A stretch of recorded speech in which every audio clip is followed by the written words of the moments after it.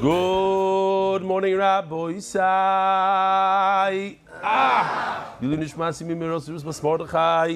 Says the Gemara, 18 lines from the bottom of Mem Aleph on Beis. Rav Yehuda Masa Leila Chazarah.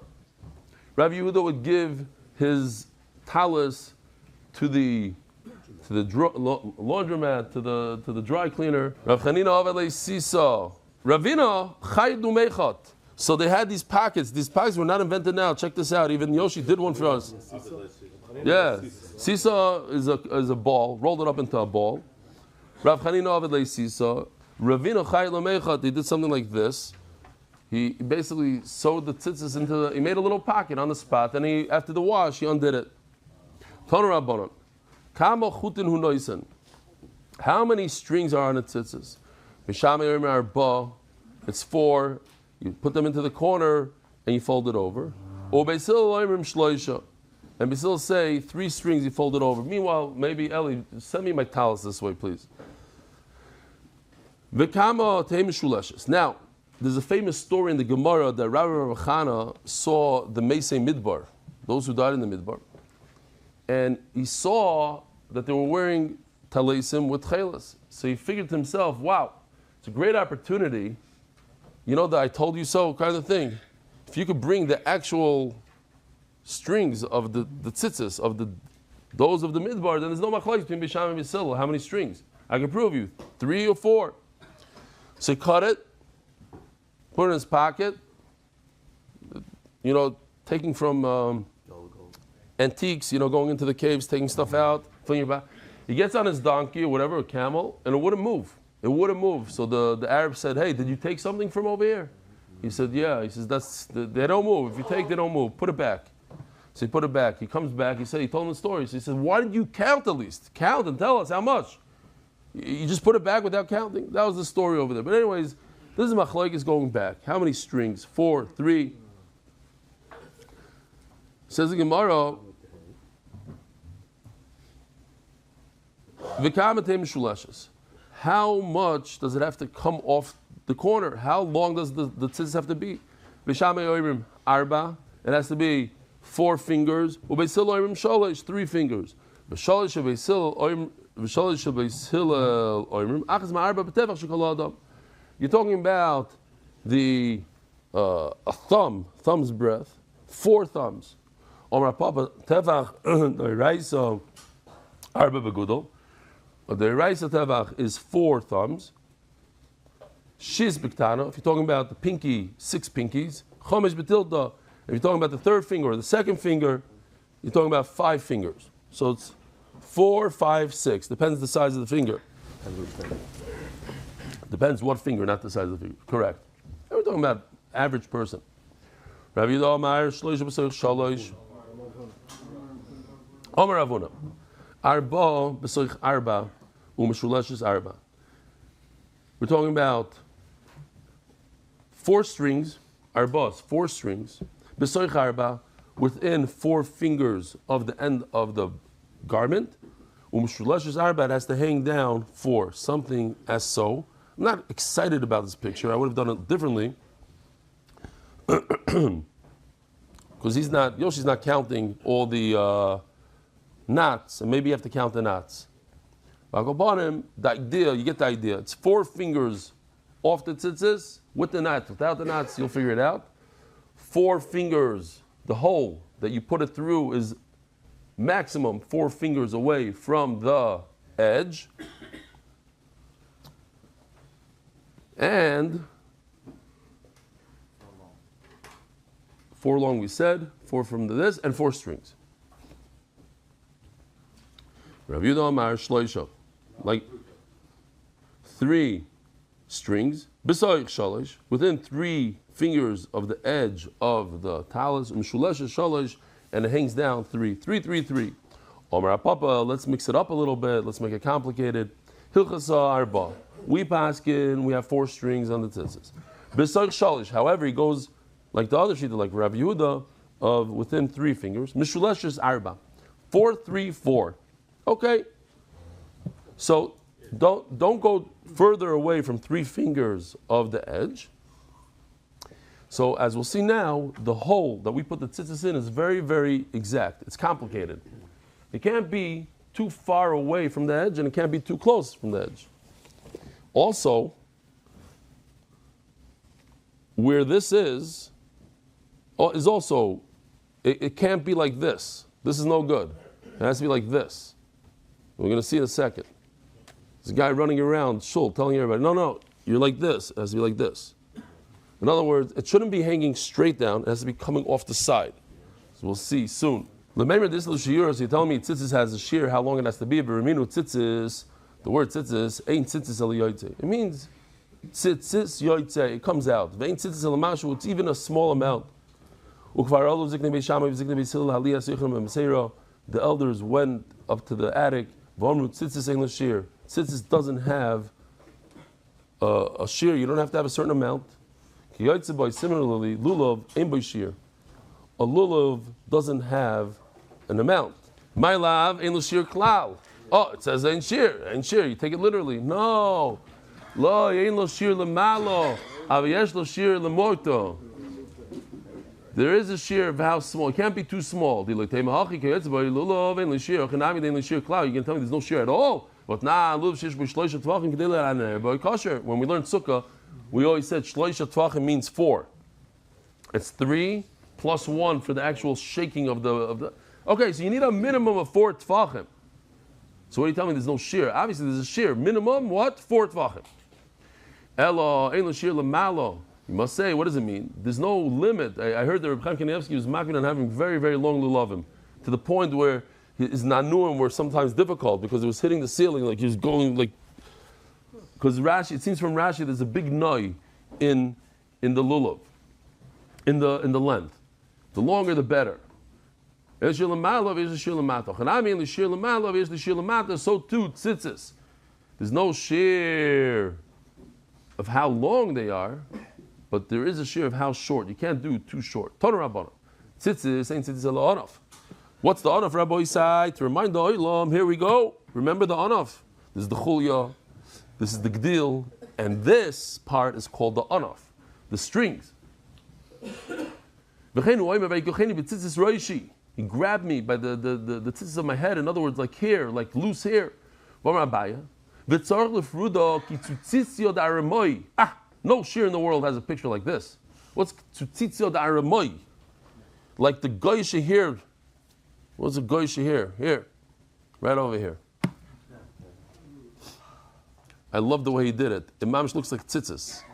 It has like the kesher of a tzitzis. Look at that. It's braided nicely. But then afterwards on the bottom, it's loose. You see people wearing their braids like that. Jamaican braids. It's braided on the top close to their head, to the skull. And then later, mamish like tzitzis. If you put the tzitzis on the corner itself, such as so, mamish on the corner, you don't give it any room. Oy ala gdil. Gdil means there's stitching on the edge so that it doesn't fray. Okay, fray is a good word. Ksheira. You put your tzitzis right there on the edge, it's okay. Rebbe Lezer Yaakov poisem b'shneim. Rebbe Lezer says no good. So this shita, Rebbe Lezer Yaakov, is going to go mamish like we're going to say now. Rav says it's not enough that you put it on the corner, but it has to touch and move on the talus. Now that's the point. That if here Ariel or whoever's doing the editing, put this into the Hebrew share, please, because I didn't have a thing. If your tzitzis hangs like this, it's not rubbing on the beged; it's straight down. But if it's on the side, then it's constantly moving up and down.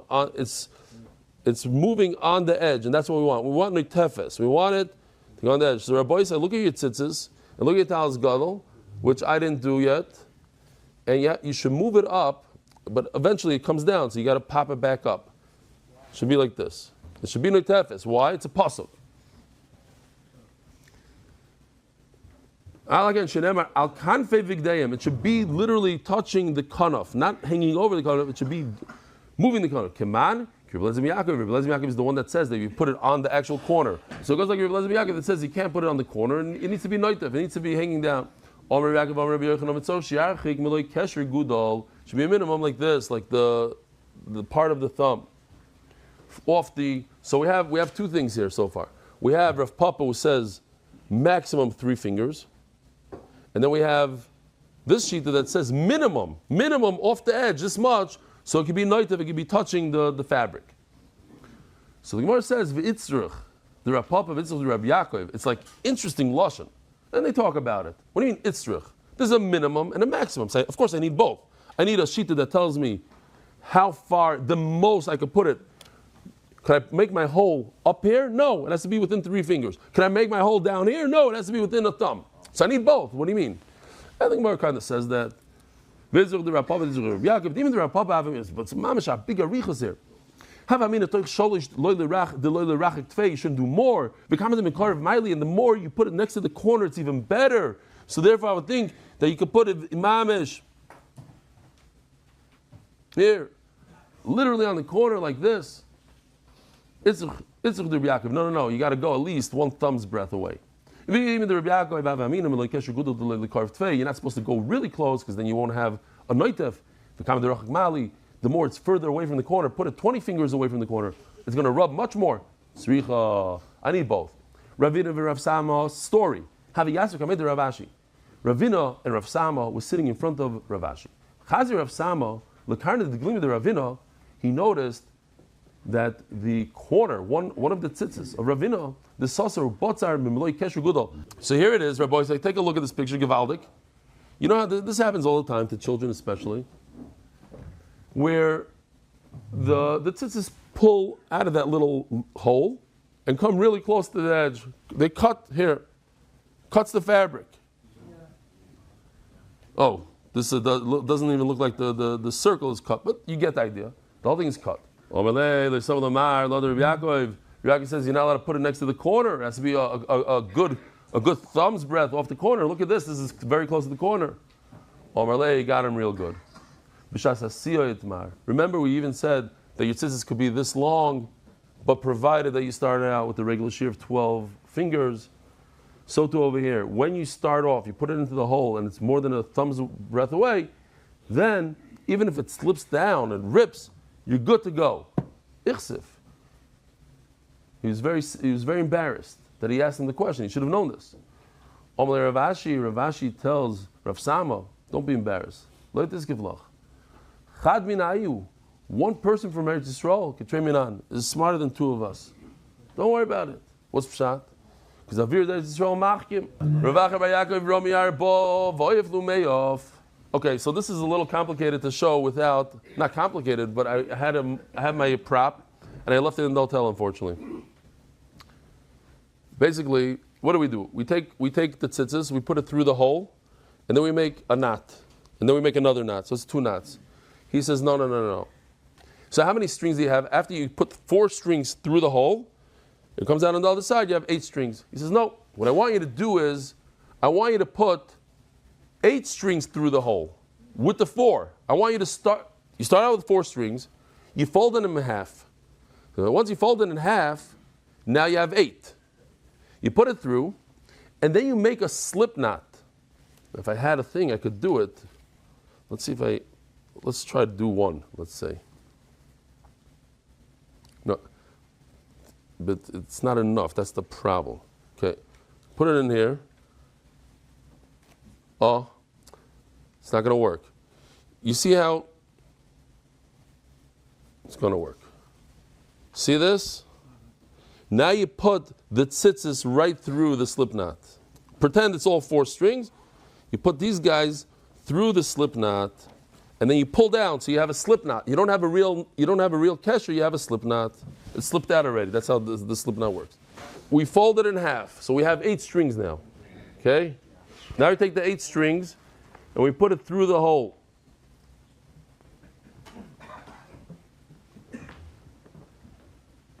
Tazoi. You see? Like this. And now we take it, and we put it through the slip knot, and boom. I didn't make a knot. It's a slip knot. So now it's hanging like this. But what did I gain? I gained that I folded it up before I put it through the hole. So now I put 8 strings through the hole. says Gdil Gdilim, and we learn that you need 4 times 2, it's 8. Not after you make a knot, all of a sudden you have 8. Through the slip knot. Now, Rabbi Shmuel, you don't have to worry because it's a slip knot. So I'm going to just go like this, and boom, it comes right out. Shkoyach, beautiful. So listen to this. Rav Acha bar Yaakov, Romi Arba, he took the 4, Vayif Lumeof, he folded it up, Umayalu Begliman, he put it right through the hole, folded. Vavik Lumevak, and then he did a slip knot. Kosover Bi'inon Tamya Beglima. He holds that when you put it through the hole, it should be 8 strings, not 4. Like we learned, the word Gdilim means 2. Gdilim means 4. B'mokim Psil, as he put it through the hole, the Psil. What's a Psil? Rabbi Isai, let's go back over here. Psil, the corner.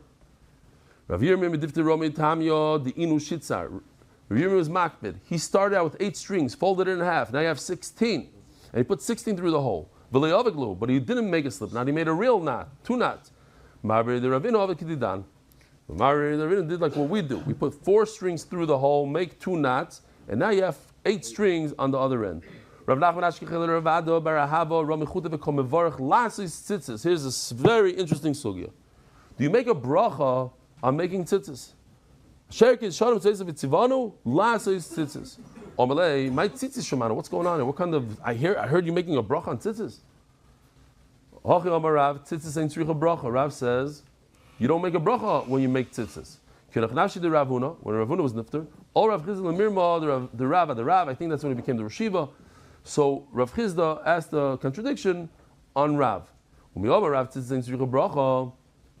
Does Rav really say that you don't make a bracha when you make tzitzis? V'Amar Rav, Yehuda Amar Rav. How do you know that if a non-Jew makes tzitzis, it's possible? Shenemar daber b'nei Yisrael v'asu lahem tzitzis.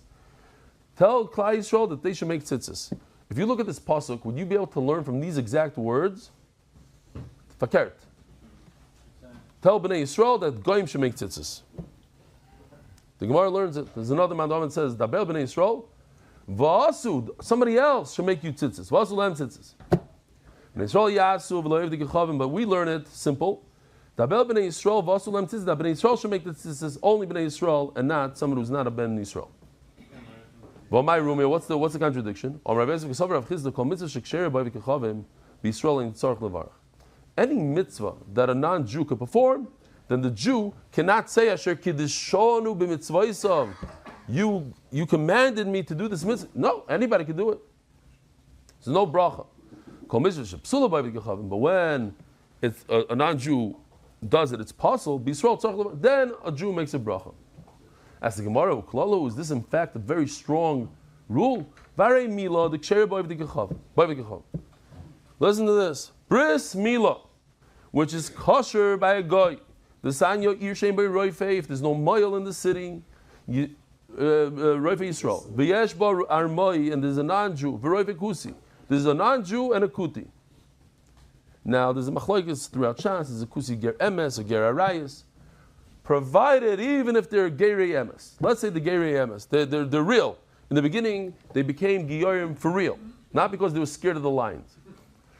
We don't want the kusi. If we have an option, don't let the kusi. Why? Because the kusi is going to have bad kavana. He does brisim anyways for his family, all with kavana for Avodah Zarah. They're old Avodah Zarah back in the day. Hargrizim. And Memela, he might use his kavanah during your son's bris. Not a good idea. The rear mayor. Rabbi Yehuda Omer kusi v'la aramai. No, at the end of the day, kusi is a ger. So don't give it to the aramai. Don't give it to the non-Jew.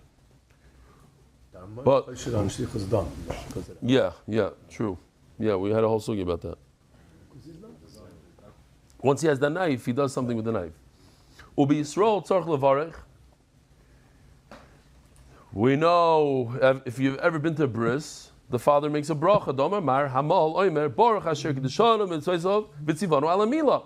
So this is a contradiction to your rule. What was your rule? Your rule is anytime a non-Jew could perform the mitzvah, a Jew does not make the bracha. We know Mila, a non-Jew could perform Mila, yet a Jew makes the bracha.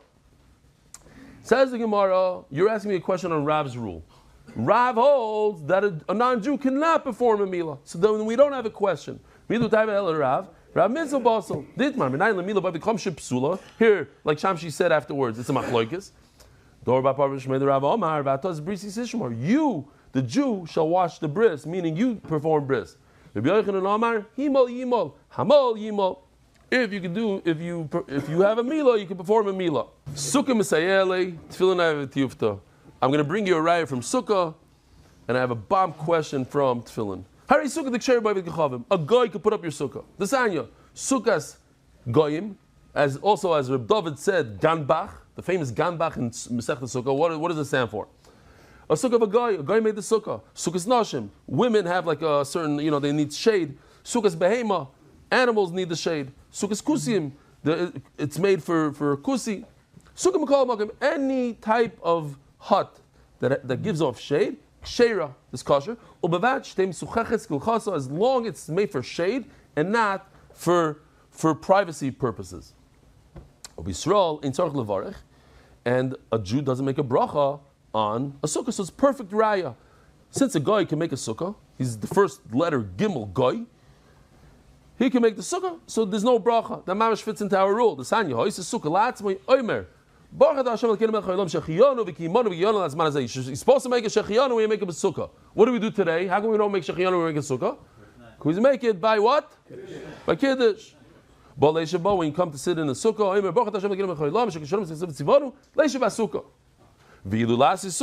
nobody ever made a bracha making a sukkah. Perfect raya. The problem is tefillin tiyuftei. The problem is from tefillin. Very tefillin. The psul is by v'kachavim. If a guy makes your tefillin, they're no good. The Tanna of Chinana, Berei, the Rav Daf Membez on the base, Mipsharoinya,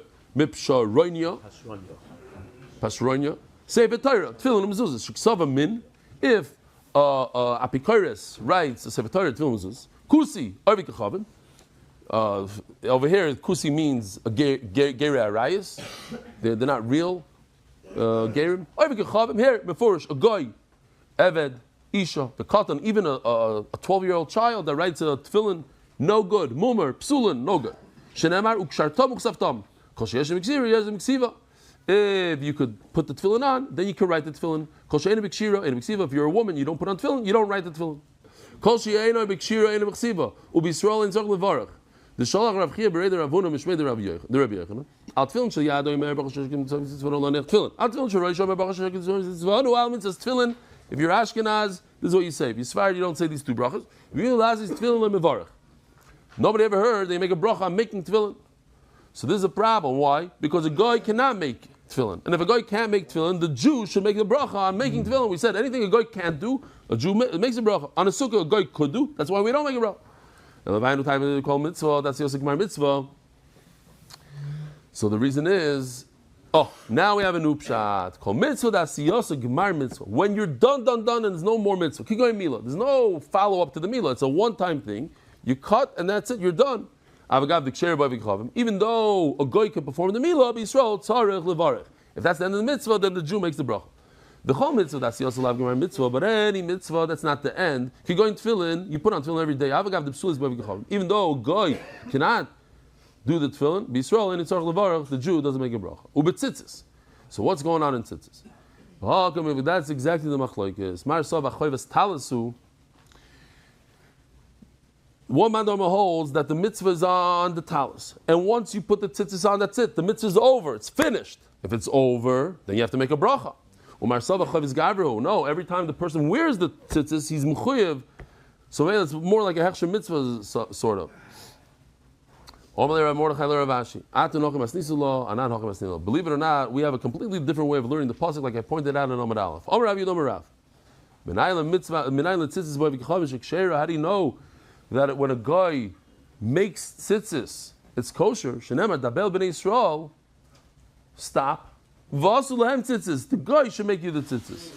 Yasul l'macherim. That's how he learns. That what? It's mutter for a guy to make tzitzis. Therefore, going back to the original pshat, any time a guy can make you could perform the mitzvah, then there's no bracha. That's why we don't make a bracha on last tzitzis. What? Like sukkah. A guy could make a sukkah. That's why there's no bracha. So just as a preface, according to everybody, tzitzis must be made lishma. We just have a question. What does it mean to make? Does make mean to put it into the hole and make the tzitzis, or does it mean weaving it? So says the Gemara, if you make the strings of the tzitzis from leftover strings that are on the side of the, they hang off the fabric. A lot of times you buy your shirt, it's not, it depends on the company also, like little threads hanging all over the place. And you take them and you make a tzitzis out of it. There's no lishma there. Umin animim. Just, cut the threads on the floor. Like my tzitzis I gave into to what do you call it? To seamstress, to do something to it. It came back with all sorts of colors of threads from, I guess on the table, there was a lot of threads, and just my tzitzis picked it all up, here and sheer. I was busy pulling them off. You can't make tzitzis from that. No lishma. Umina gradim. Like gradim is this. Oh, perfect. These guys. On the side, yeah? These guys. You take these edges and you make tzitzis out of it. Shkoyach. There's no lishma in this. This wasn't made. This is the same thing as Tazvah Menachos even. It's like, says the Gemara. Psula, no good. Menasisin, if you have like ready-made thread, ksheira. Even though it wasn't made lishma. Kamrita kamei lishma. Omar, af menasisin psula, you can't make from ready-made thread. Bina tviyah lishma. Everything needs to be done lishma. Says the Gemara Ketanai. Like a machlokes Tanaim. Tzipam zav. There's the concept, we said this a bunch of times, let me just show you what it looks like in writing, so maybe you'll remember it even more. Menamuta beficha. There's a concept that when it comes to Sefer Torah, Tefillin, Mezuzah, it has to be something that's edible, that's kosher. Gold is not kosher. A not kosher behema is not kosher. Tzipam zav v'shetol alei mor behema tmeya. You put on the bottom not kosher animal, psula, it's no good. Because it has to be mutar beficha. Or behema tahira ksheres, but if it's the hide of a kosher animal, it's kosher. Aval pi shleib l'shma, even though you didn't do l'shma. Rabbi Shimon Gamliel Omer, afar behema tahira psulois, actually have them l'shma.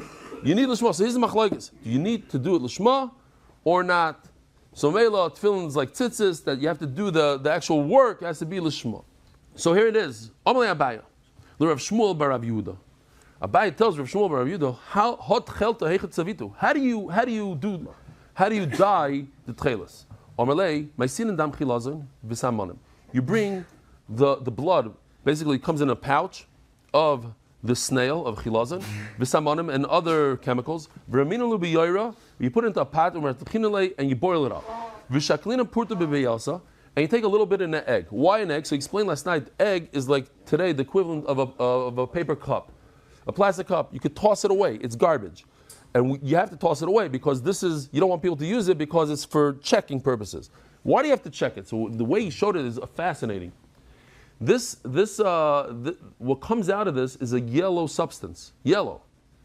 So how do you know if it's going to dye blue? So you must put white tzemer in it and pull it out and see if it's going to be blue. You dip in the wool. So you have to throw out that egg. And you have to burn the wool that you tested. Why do you have to burn the wool that you tested? Because you might use it for tchelos. You can't use it for tchelos. Why? Because it's a test product. And when you test, it's for testing. There's no l'shma. Shma minot las. I see three things from here. Shma minot te'ima psula. Let's stop over here. No, we have a few minutes, right? We're only at 56. We have 4 minutes. Okay, so we can keep on going. We learned 3 halachas from here, which Gemara says it's really 2. Shma minot te'ima psula. When you test the fabric, it becomes that fabric that you tested you cannot use for tzitzis because you didn't have the lishma. It wasn't done for you didn't say l'shem mitzvah tzitzis. You said l'shem to see if it's blue or not. Now, even if you had lishma for that, it's not enough because part of your mind was to test. It's not 100% for tzitzis. Ushma minot debin tzvi lishma. You need to dye it lishma, which seems like the same thing. Ushma minot ta'ama pasla. Ta'ama te'ima psala. That once you use that dye one time, you can't use it again. No double dipping mamish. Give out. That pun I'll take. So that's called, what does the Gemara call it? Marasheni. Thank you. It's called Marasheni. Ask the Gemara, Hainu tima psula, hainu tzvi l'shma. You're telling me 2 things that are the same exact thing. That what? Te'ima psula. Yeah, that when I'm just trying to see if it's the first one. Tima Psula, that what you dipped in, the original one, the test is no good. Why? Because you need Lishma. It's the same exact thing. On Rav Ashi, you're right. My Tam Kalmar is just explaining. My Tam Tima Psula, why can't you use the fabric that was dipped into the original dye? Mishum Devin and Tzvi Lishma, because you have to do it Lishma. Kitanai, we have a Machlaikis, Tima Psula. The leftover dye is no good. Mishum Shenemar Klil Tchelas. It has to be klil, it has to be concentrated tchelas, and not used. He said that the Ziner, one of his questions on Rashi is like, why you could do it 25 times and it comes up beautifully, beautiful blue. How could it be that you can't use it? It's klil, it's concentrated. They would love somebody to come and give them a psak that you could use a double dip, because they would save a tremendous amount of money. He says, no, you can use it twice. He learns the word ushni as sheni, that you're allowed to double dip. Rabbi Sai, have a wonderful day. Merit the schus of spreading Torah throughout the world. Sponsor a shir today. MDYsponsor.com or sponsor at MDY.com.